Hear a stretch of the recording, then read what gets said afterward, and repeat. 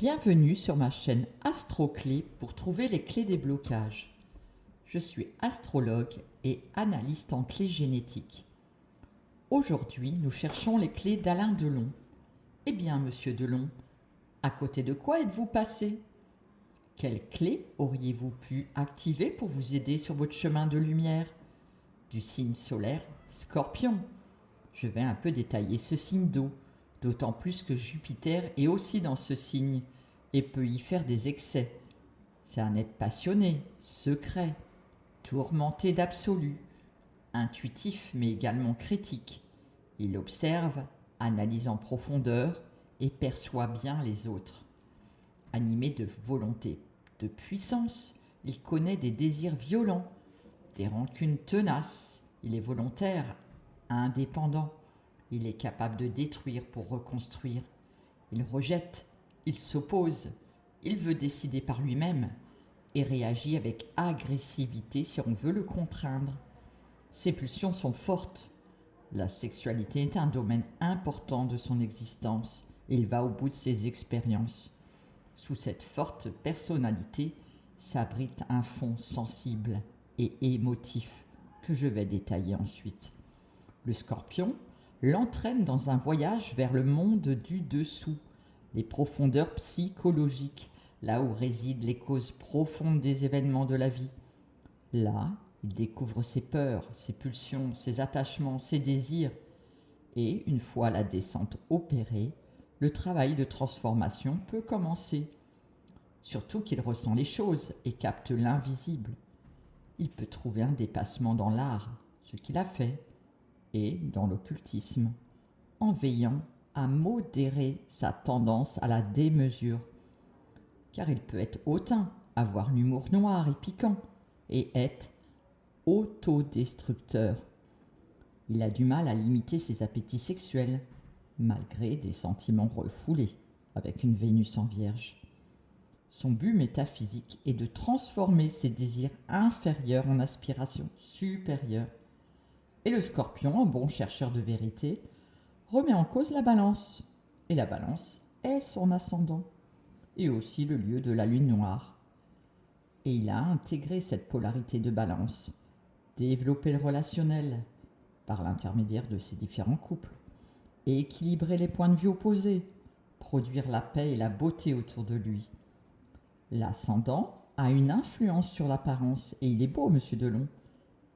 La beauté et l'esthétisme fait partie des priorités de la balance, car c'est ainsi qu'il s'apaise. L'art, en tant qu'incarnant la beauté, fait partie de la vie de monsieur Delon. Cinéma, chanson, théâtre, des métiers qui correspondent bien à la balance. Et les premiers métiers de monsieur Delon font partie des métiers du Scorpion, boucherie-charcuterie et l'armée, en relation avec les armes et les tranchants. Il est travailleur avec son Mars en Capricorne, qui lui donne le courage de persévérer. Il a l'énergie nécessaire pour atteindre ses objectifs et sa sécurité financière, d'autant plus qu'il a le sens des affaires avec Jupiter en maison 2. Et comment se sécurise-t-il? Faut regarder sa lune. Il se sécurise en initiant de nouvelles choses. Mais attention, ne pas se précipiter, ralentir pour prendre les meilleures directions. La clé est d'accueillir ses impulsions et désirs, dépasser ses fantasmes pour les transformer en imagination créative. Il se sécurise aussi avec les relations avec autrui. Il n'aime pas la solitude. Mais cette lune en maison 7 favorise la popularité, qui le rassure, mais peut rendre sa vie sociale et de couple instable. La clé est de ne pas être émotionnellement dépendant des éloges et de la reconnaissance sociale. Bref, s'aimer avant tout.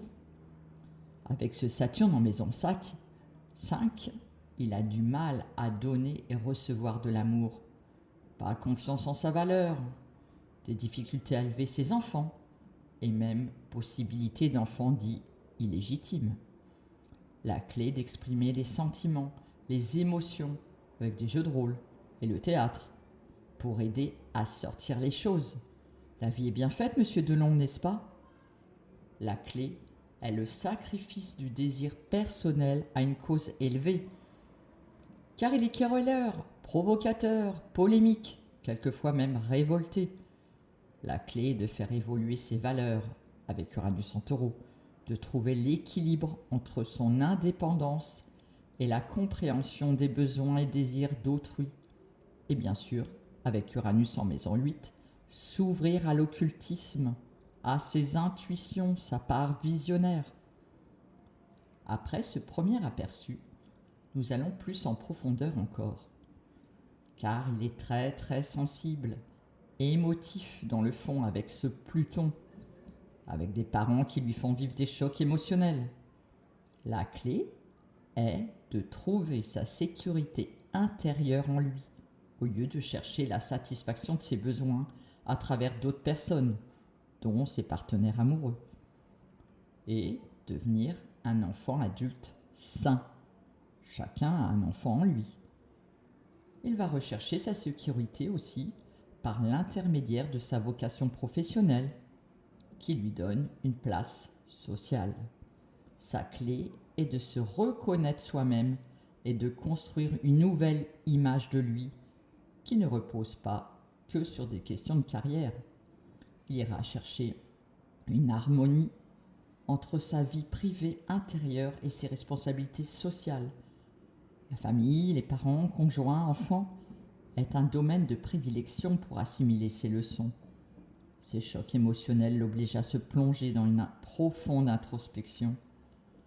Avec cette position de Pluton, il a probablement dû changer de sexe par rapport à ses dernières incarnations, ce qui est un bouleversement émotionnel et une difficulté d'identité sexuelle.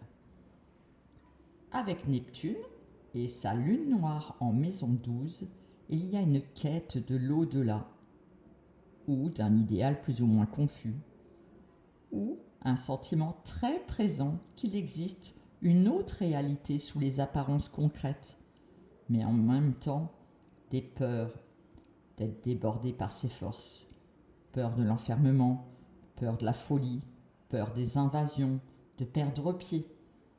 Il peut encore là se laisser emporter par ses émotions, par des images obsédantes. Il peut céder à l'attirance des bas-fonds, par intolérance à la déception, intolérance à la souffrance, à la dérision du monde dont il se sent étranger. Il peut alors se créer un paradis artificiel, par exemple l'alcool. La clé est de s'ouvrir à sa spiritualité, reprendre contact avec son âme. L'art l'aide en utilisant le foisonnement des images et des émotions de façon concrète. Il rêve d'un monde meilleur, avec Neptune en Vierge, qui lui donne l'amour inconditionnel aussi des animaux comme des chiens. La clé est de prendre conscience de la source de ses émotions plutôt que d'en être la victime. Il peut compenser ses peurs en Vierge par une fascination de l'ordre qui le rassure ou un rejet de cet ordre. Il devra dépasser une contradiction entre le rejet de toute forme de contrainte et le désir profond d'être utile à la société. Enfin, Monsieur Delon, le syndrome du jumeau perdu a été très présent, bien qu'inconscient, induisant une culpabilité enfouie, blessure primordiale que l'on retrouve aussi dans votre profil hologénétique, joint dans ma vidéo. La clé est le pardon. Pardonner, se pardonner. Chaque planète peut se vivre sous 3 fréquences, de l'ombre à la pleine lumière. Là est notre libre arbitre. Et vous, que choisissez-vous? Quelles clés vous aideront vers la réussite de votre plan divin?